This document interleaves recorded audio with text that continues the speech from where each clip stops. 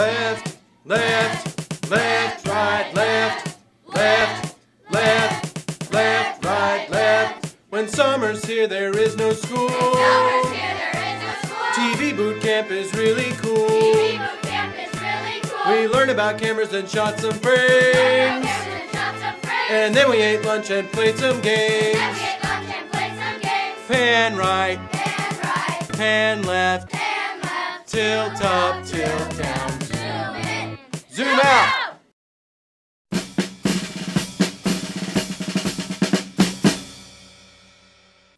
So come Friday morning, it was time to shoot and sing the intro to the show. Now say, unique New York. Unique New York. You know you need unique New York. You know you need unique New York. Try it faster. You know you need unique New York. You know you need unique New York. You know you need unique New York. Toy boat. Toy boy. I hate that one. Toy boy. Line. We're running the line. That looks better. Really cool. We learned about cameras and shot some frames. And then we ate lunch and played some games. Okay. Right. Listen to it. Don't you win. Left,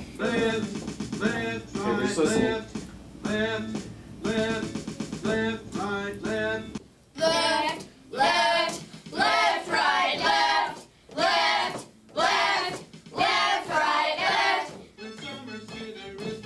When summer's here, there is no school. TV boot camp is really cool. And then we went into the studio. We did this dance routine and did the song and dance. Played the music off of the computer inside there so they could hear it on the speakers out there in the studio, and they marched along with that and lip synced. Left, right, left.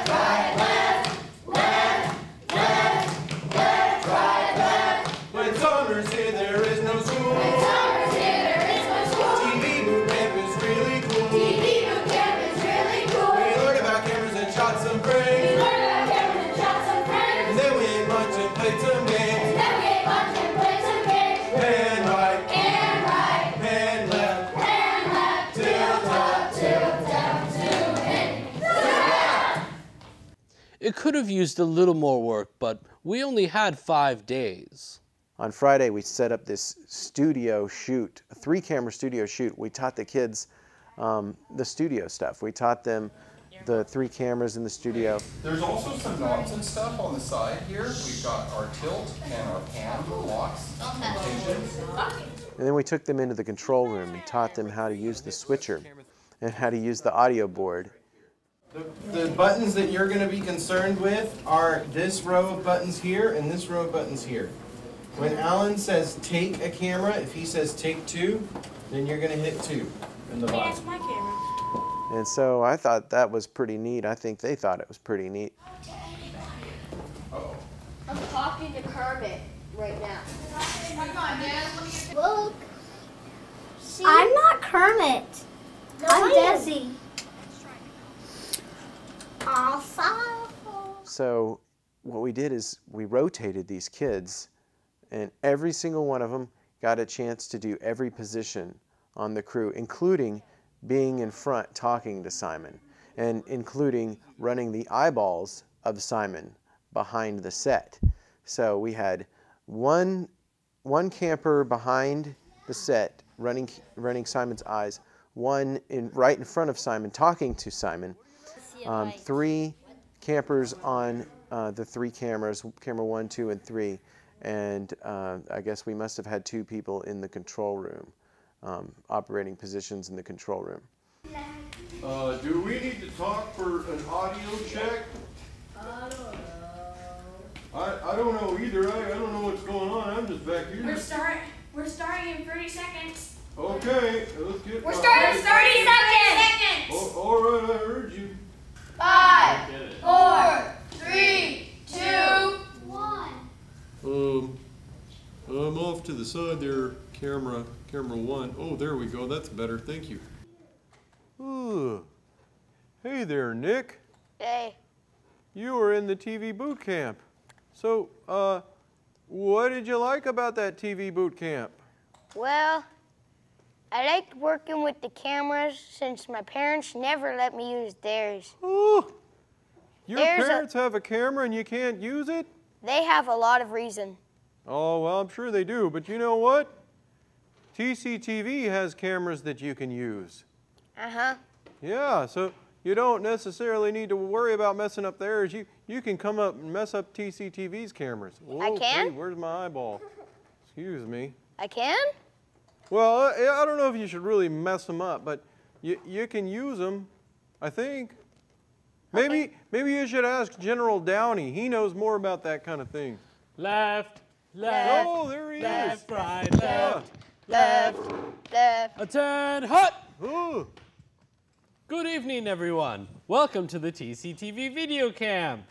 Oh, hey there, General Downey. Hey there, sleepy sycamore tree. How are you doing this fine day? Oh, I'm kind of sleepy, but I'm very interested in this TV boot camp. Well, I have my soldiers study intense video work, some animation. We did sock puppets and paper bag puppets. Oh. This is one of our best soldiers. His name is Nicholas. Oh, yeah, we just were talking a little bit about the camp. And, yeah, I was talking to a lot of people about the camp, and, you know, they did some really neat stuff, and I really appreciate that they built me and everything. That's right.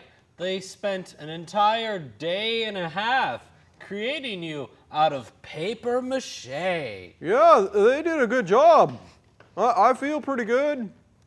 You look very healthy. Well, thank you very much.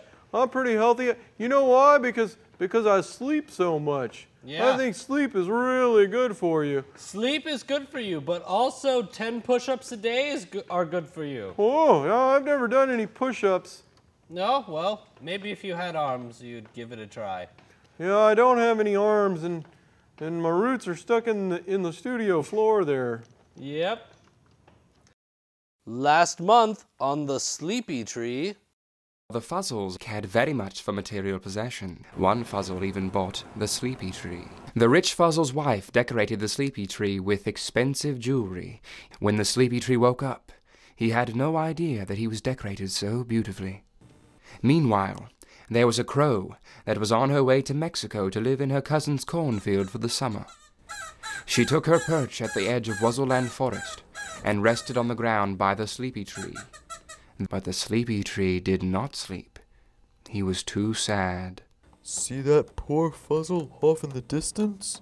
She's very sick, and she needs an operation. Will you take the blue sapphire from my trunk and fly down to where she is and give it to her? The Sleepy Tree looked so sad that the little crow finally agreed. The crow felt warm inside when she saw how happy the Fuzzle was. But just then a city crow swooped down on her and began to tease her. The little crow began to tell the Sleepy Tree of what happened. She told him of how the city crow was mean to her and hurt her feelings, but the Sleepy Tree was not listening. Little crow, there's another Fuzzle that needs help. Well, he's digging through the trash for something to eat. I don't think I'll be able to sleep. And the Sleepy Tree looked so sleepy that the little crow took pity on him and finally agreed to deliver the jewel. The crow was so pleased she had made another Fuzzle happy that she didn't notice the city crow had swooped in behind her.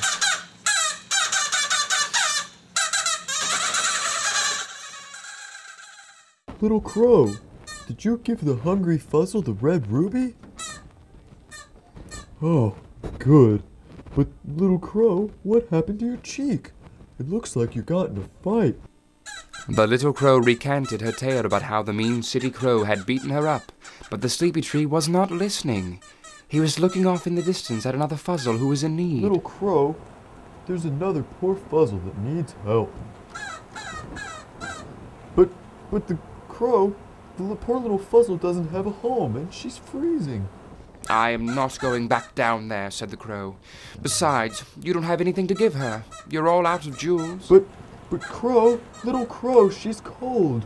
If you take her some of my branches, she can light a fire to keep warm. I can't do that, replied the crow. Your branches are beautiful. I would never cut them down. But, little crow, I can't sleep while the poor Fuzzle is suffering in the cold. Luckily, I'm a tree, and I have all this bark to keep me warm. Trees don't get cold. I usually don't even notice the cold because I just sleep all winter. But I may never get to sleep again. I'm too sad. And the crow realized that she was the only one who can help the sleepy tree get back to sleep. So she mustered up all her courage and cut down the branches of the sleepy tree. Oh, little crow. Oh, that tickles. Oh. The crow carried the branches down to the poor Fuzzles one by one. She flew back and forth many times and forgot all about the mean city crow. When she had finished delivering all of the branches, she rested in the park next to the oak tree. She was so tired that she fell asleep right there in the park in downtown Fuzzleland. The sleepy tree saw that the homeless Fuzzles had firewood to keep them warm, and he was happy. Homeless Fuzzles are warm now. That makes me so happy. All this worrying has made me tired. I'm going to get some sleep. And the sleepy tree finally fell asleep. Meanwhile, the rich Fuzzle walked out to his patio to look out on his beautiful buildings. Just look at them, Frizzle. All my beautiful buildings. Beautiful. Yeah, right, boss. Said the Fuzzle's assistant, who always agreed with the rich Fuzzle. But this sycamore tree is looking terrible. Terrible. Yeah, right, boss. Something's happened to all of its branches. It doesn't even provide shade anymore. Shade. Yeah, shade. If this tree doesn't provide shade, I don't see how it's of any use to me. Frazzle, have the tree cut down at once. Yeah, right, boss. Cut the tree down. Stop! That hurts! Oh, stop! Hey, what are you doing? The sleepy tree pleaded for the Fuzzle to stop, but the Fuzzle couldn't hear him. The voice of a tree is way too deep for a Fuzzle to understand. Just then the sleepy tree saw that the little crow was in trouble. Stop! You have to go help the poor little crow.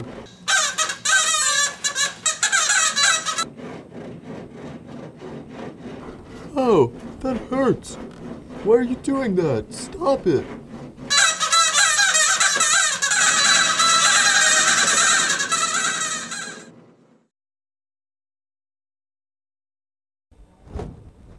Oh no, poor little crow.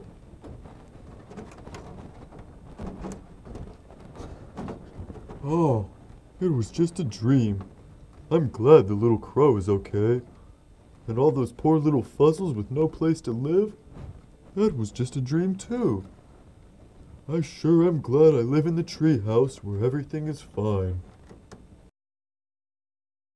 Oh no.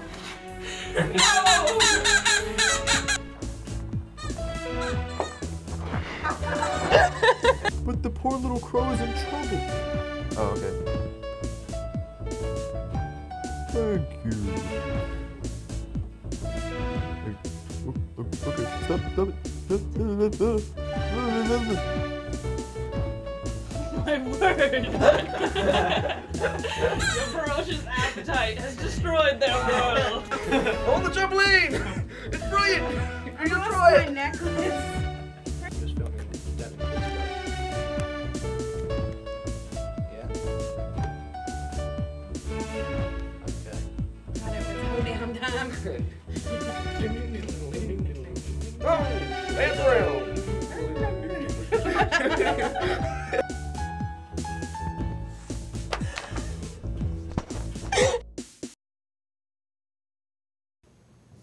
Yeah.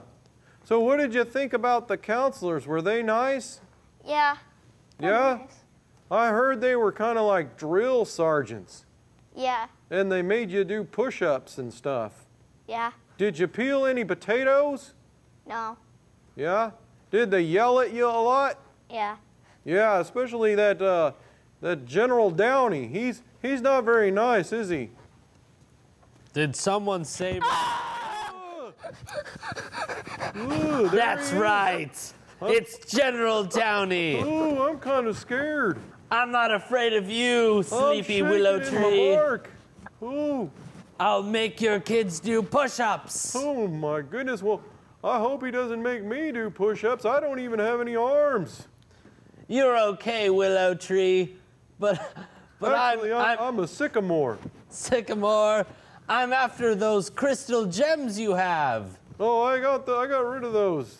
They just kind of disappeared. Oh no, I gave them to a crow. That's what happened. What is this child doing back here?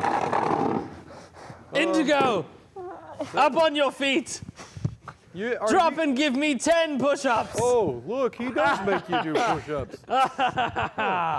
Yes, 10 push-ups. Yeah, see that? Well, I guess he is kind of a drill sergeant, huh? Now back up on your feet. And hey, get back here. Come on.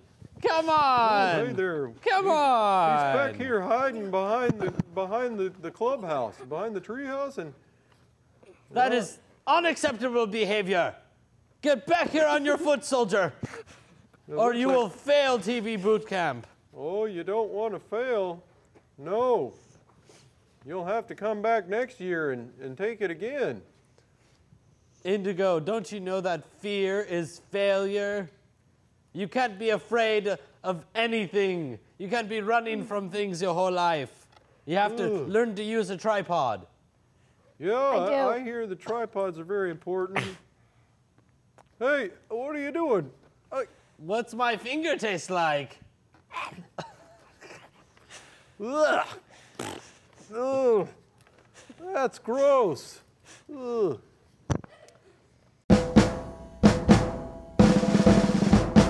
So finally, they had to perform the march in front of their own parents. And they disappointed me again. It was a failure. The parents hated it. When summer's here, there is no school. When summer's here, there is no school. TV boot camp is really cool. TV boot camp is really cool. We learned about cameras and shot some frames. We learned about cameras and shot some frames. And then we ate lunch and played some games. And then we ate lunch and played some games. Pan right. Pan right. Pan left. Pan left. Tilt up, tilt down. Zoom in. Zoom out. And Simon was all a part of this. Simon was talking to the audience as well as General Downey was in front of the audience talking. Thank you for coming out, Sycamore. Well, yeah, well, I'm always here. My roots are stuck into the studio floor, you see. That's too bad. I wonder if you could turn around and saw the screen, because your eyes are facing this way. Well, yeah, my eyes, it won't turn that far around. Let me see. Yeah, they don't go that far. So, thank you all for coming. And we gave medals to each of the students. I don't know why we had to give these kids medals, but Lieutenant Dan kept on insisting that we give them these rewards to increase their morale. So, we're gonna present some awards for our little soldiers. And I did it anyways, even though it sickened me. I couldn't bear, I didn't think they deserved it. They didn't work hard enough. I shouldn't even call them soldiers at this point. Because there was an incident where we had a Nerf battle, and he got shot in the eye. I had to take a microphone stand in the chest for this stripe. I even marched up 5 miles up a hill carrying 2 tripods and a big 5-chip camera on my back all the way up the hill so I could get the best view of the pep parade downtown Olympia. Don't you see? You have to work hard for these medals. We don't just hand them out to anybody just because you look cute. And he survived, and he came out with a big heart, so he got the heart. So we got a purple heart. Cool. There you go. There you go. They don't deserve to have medals. You have to work hard for them.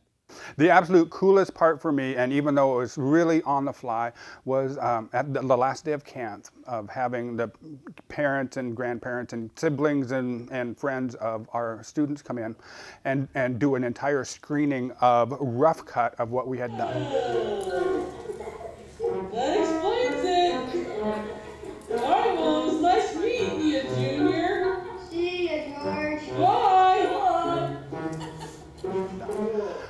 most normal screenings of rough cut really leave me concerned about the quality. But you have to remember, we were dealing with young people up to about 13. And what they did was really, really good for who they were. And we were really lucky to be able to put a lot of that stuff together in a format that had the entire room rolling.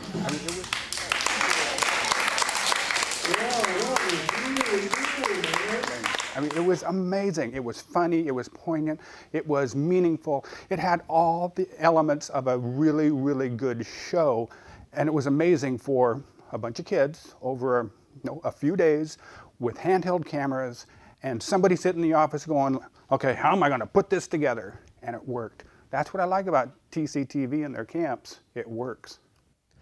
Overall, it was a very fun experience for everyone, and we got to rejoice at the end of it and discuss all the things we learned about and convince the parents that their kids had learned something.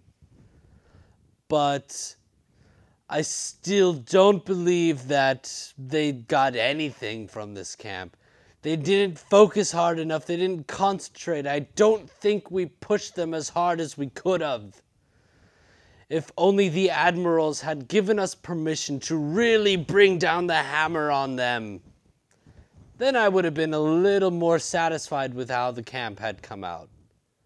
But until then, I'll always remember those kids and their shiny faces crying as I was yelling at them.